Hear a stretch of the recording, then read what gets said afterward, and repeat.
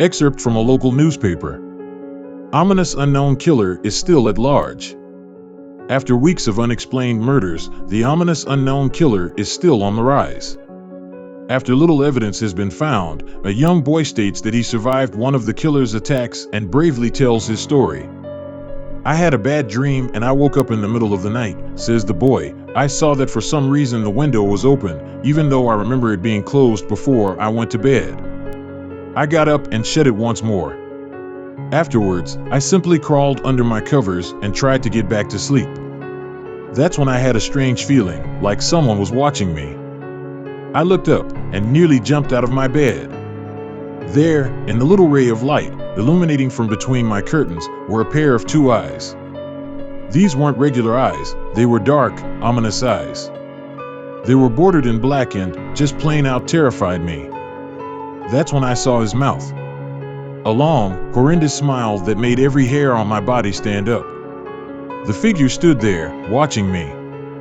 Finally, after what seemed like forever, he said it. A simple phrase, but said in a way only a madman could speak. He said, "Go to sleep." I let out a scream. That's what sent him at me.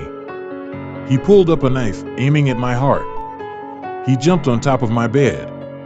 I fought him back. I kicked, I punched, I rolled around, trying to knock him off me. That's when my dad busted in. The man threw the knife. It went into my dad's shoulder. The man probably would have finished him off if one of the neighbors hadn't alerted the police. They drove into the parking lot and ran towards the door. The man turned and ran down the hallway. I heard a smash, like glass breaking. As I came out of my room, I saw the window that was pointing towards the back of my house was broken. I looked out it to see him vanish into the distance. I can tell you one thing, I will never forget that face. Those cold, evil eyes, and that psychotic smile. They will never leave my head. Police are still on the look for this man.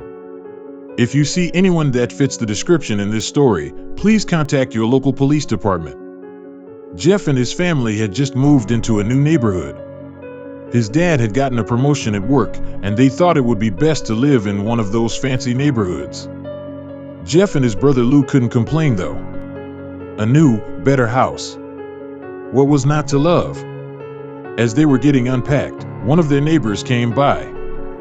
"Hello," she said, "I'm Barbara. I live across the street from you. Well, I just wanted to introduce myself and to introduce my son." She turns around and calls her son over. "Billy, these are our new neighbors." Billy said hi and ran back to play in his yard. "Well," said Jeff's mom, "I'm Margaret, and this is my husband Peter, and my two sons, Jeff and Lou." They each introduced themselves, and then Barbara invited them to her son's birthday. Jeff and his brother were about to object when their mother said that they would love to. When Jeff and his family are done packing, Jeff went up to his mom. "Mom, why would you invite us to some kid's party? If you haven't noticed, I'm not some dumb kid." "Jeff," said his mother, "we just moved here. We should show that we want to spend time with our neighbors.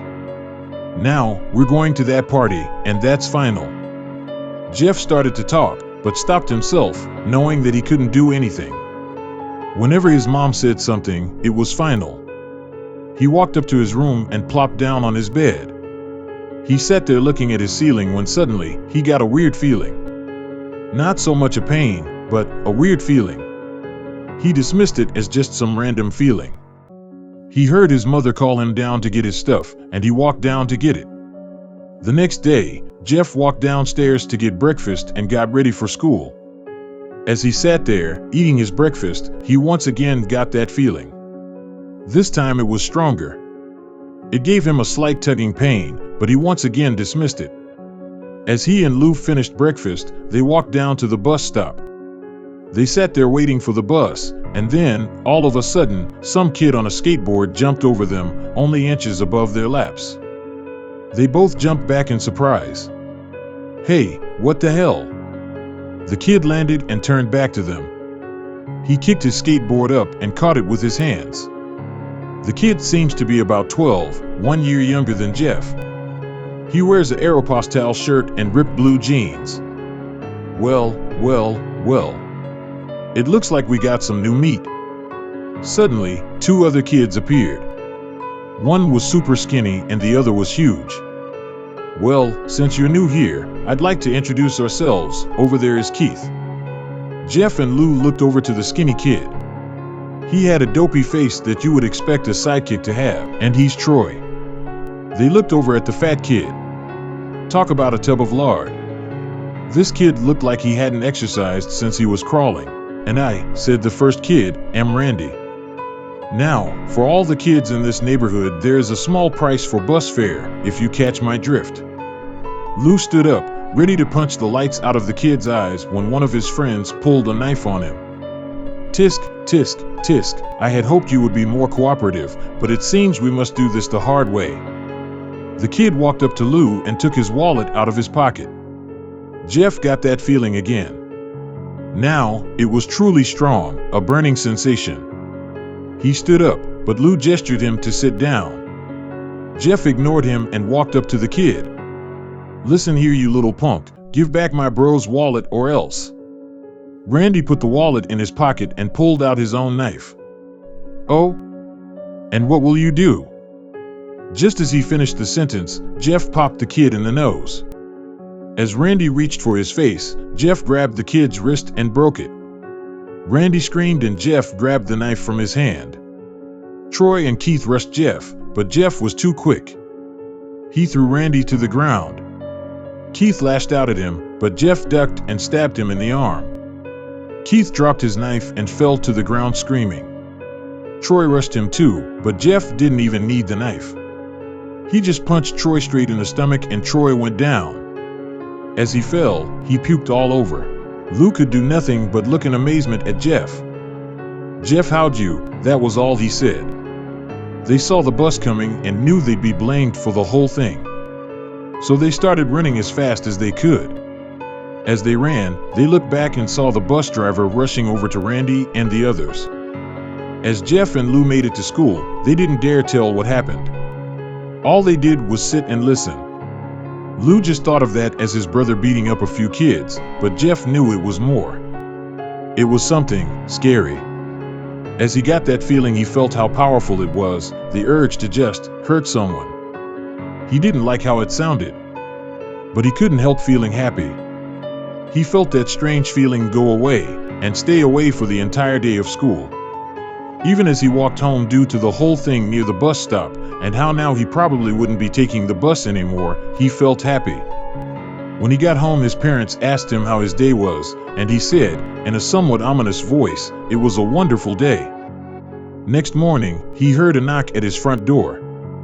He walked down to find two police officers at the door, his mother looking back at him with an angry look. Jeff, these officers tell me that you attacked 3 kids. That it wasn't regular fighting, and that they were stabbed. Stabbed, son. Jeff's gaze fell to the floor, showing his mother that it was true. Mom, they were the ones who pulled the knives on me and Lou. Son, said one of the cops, we found 3 kids, 2 stabbed, 1 having a bruise on his stomach, and we have witnesses proving that you fled the scene. Now, what does that tell us? Jeff knew it was no use. He could say him and Lou had been attacked, but then there was no proof it was not them who attacked first. They couldn't say that they weren't fleeing, because truth be told they were. So Jeff couldn't defend himself or Lou. Son, call down your brother. Jeff couldn't do it, since it was him who beat up all the kids. Sir, it was me. I was the one who beat up the kids. Lou tried to hold me back, but he couldn't stop me. The cop looked at his partner and they both nodded. Well, kid, looks like a year in juvie. Wait, says Lou. They all looked up to see him holding a knife. The officers pulled their guns and locked them on Lou. It was me, I beat up those little punks. Have the marks to prove it. He lifted up his sleeves to reveal cuts and bruises, as if he was in a struggle. Son, just put the knife down, said the officer. Lou held up the knife and dropped it to the ground. He put his hands up and walked over to the cops. No, Lou, it was me. I did it. Jeff had tears running down his face. Huh, poor bro trying to take the blame for what I did. Well, take me away.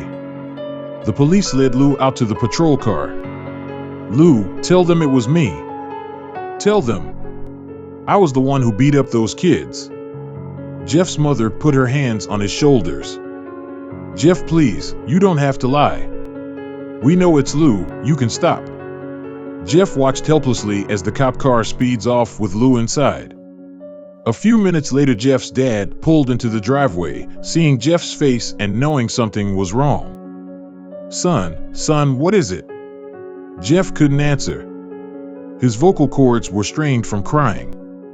Instead, Jeff's mother walked his father inside to break the bad news to him as Jeff wept in the driveway.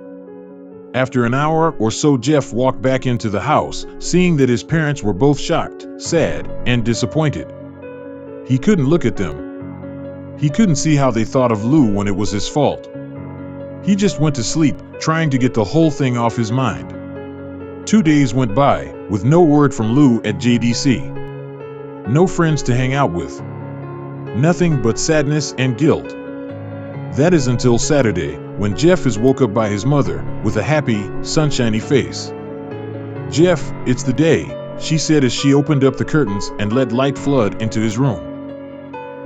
What's today? Asked Jeff as he stirs awake. Why, it's Billy's party. He was now fully awake. Mom, you're joking, right? You don't expect me to go to some kid's party after. There was a long pause. Jeff, we both know what happened. I think this party could be the thing that brightens up the past days. Now, get dressed. Jeff's mother walked out of the room and downstairs to get ready herself. He fought himself to get up. He picked out a random shirt and pair of jeans and walked downstairs. He saw his mother and father all dressed up, his mother in a dress and his father in a suit. He thought, why they would ever wear such fancy clothes to a kid's party. Son, is that all you're going to wear? Said Jeff's mom. Better than wearing too much, he said. His mother pushed down the feeling to yell at him and hid it with a smile. Now Jeff, we may be overdressed, but this is how you go if you want to make an impression, said his father. Jeff grunted and went back up to his room. I don't have any fancy clothes, he yelled downstairs. Just pick out something, called his mother. He looked around in his closet for what he would call fancy. He found a pair of black dress pants he had for special occasions and an undershirt. He couldn't find a shirt to go with it though. He looked around and found only striped and patterned shirts, none of which go with dress pants. Finally, he found a white hoodie and put it on. You're wearing that, they both said. His mother looked at her watch. Oh, no time to change. Let's just go, she said as she herded Jeff and his father out the door. They crossed the street over to Barbara and Billy's house. They knocked on the door and it appeared that Barbara, just like his parents, way overdressed. As they walked inside, all Jeff could see were adults, no kids. The kids are out in the yard. Jeff, how about you go and meet some of them, said Barbara. Jeff walked outside to a yard full of kids. They were running around in weird cowboy costumes and shooting each other with plastic guns. He might as well be standing in a Toys R Us. Suddenly a kid came up to him and handed him a toy gun and hat. Hey, wanna play? He said. No kid. I'm way too old for this stuff. The kid looked at him with that weird puppy dog face. Please, said the kid. Fine, said Jeff. He put on the hat and started to pretend shoot at the kids. At first he thought it was totally ridiculous, but then he started to actually have fun. It might not have been super cool, but it was the first time he had done something that took his mind off of Lou. So he played with the kids for a while until he heard a noise. A weird rolling noise. Then it hit him. Randy, Troy, and Keith all jumped over the fence on their skateboards. Jeff dropped the fake gun and ripped off the hat. Randy looked at Jeff with a burning hatred. Hello, Jeff, is it? He said. We have some unfinished business. Jeff saw his bruised nose. I think we're even. I beat the crap out of you, and you get my brother sent to JDC. Randy got an angry look in his eyes. Oh no, I don't go for even, I go for winning. You may have kicked our asses that one day, but not today. As he said that, Randy rushed at Jeff. They both fell to the ground. Randy punched Jeff in the nose, and Jeff grabbed him by the ears and head-butted him. Jeff pushed Randy off of him and both rose to their feet. Kids were screaming and parents were running out of the house. Troy and Keith both pulled guns out of their pockets. No one interrupts or guts will fly, they said. Randy pulled a knife on Jeff and stabbed it into his shoulder. Jeff screamed and fell to his knees. Randy started kicking him in the face. After 3 kicks, Jeff grabs his foot and twists it, causing Randy to fall to the ground. Jeff stood up and walked towards the back door. Troy grabbed him. Need some help? He picks Jeff up by the back of the collar and throws him through the patio door. As Jeff tries to stand, he is kicked down to the ground. Randy repeatedly starts kicking Jeff until he starts to cough up blood. Come on, Jeff, fight me. He picks Jeff up and throws him into the kitchen. Randy sees a bottle of vodka on the counter and smashes the glass over Jeff's head. Fight. He throws Jeff back into the living room. Come on, Jeff, look at me. Jeff glances up, his face riddled with blood. I was the one who got your brother sent to JDC. And now you're just gonna sit here and let him rot in there for a whole year. You should be ashamed. Jeff starts to get up. Oh, finally. You stand and fight. Jeff is now to his feet, blood and vodka on his face. Once again, he gets that strange feeling, the one in which he hasn't felt for a while. Finally. He's up, says Randy as he runs at Jeff. That's when it happens. Something inside Jeff snaps. His psyche is destroyed, all rational thinking is gone, all he can do is kill. He grabs Randy and pile drives him to the ground. He gets on top of him and punches him straight in the heart. The punch causes Randy's heart to stop. As Randy gasps for breath, Jeff hammers down on him. Punch after punch, blood gushes from Randy's body until he takes one final breath and dies. Everyone is looking at Jeff now. The parents, the crying kids, even Troy and Keith. Although they easily break from their gaze and point their guns at Jeff. Jeff sees the guns trained on him and runs for the stairs. As he runs, Troy and Keith let out fire on him, each shot missing. Jeff runs up the stairs. He hears Troy and Keith follow up behind. As they let out their final rounds of bullets, Jeff ducks into the bathroom. He grabs the towel rack and rips it off the wall. Troy and Keith race in, knives ready. Troy swings his knife at Jeff, who backs away and bangs the towel rack into Troy's face.